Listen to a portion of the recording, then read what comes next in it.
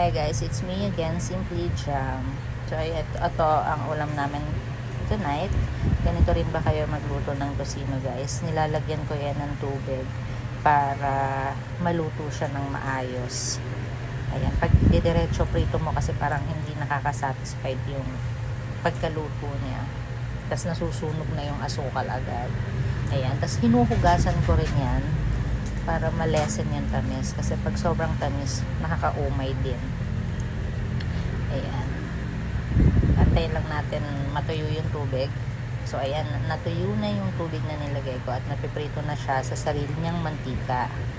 Ayan, actually nag-add lang ako dyan ng konting mantika lang. So ayan, pag nanay tayo guys, ang hirap mag-isip ng kung anong ipapaulam natin sa mga anak natin, lalo na kung yung mga anak natin is magkakaiba ng gusto and picky eater, di ba? So ayan, tapos pagkatapos nito guys, nag-add din ako ng dried pusit. Di na siya makilala pero dried pusit siya, and then your tocino, and then yung itlog, binudburan ko yan ng dried oregano, and then yung leftover natin na caldereta. So yun lang guys, thank you for watching.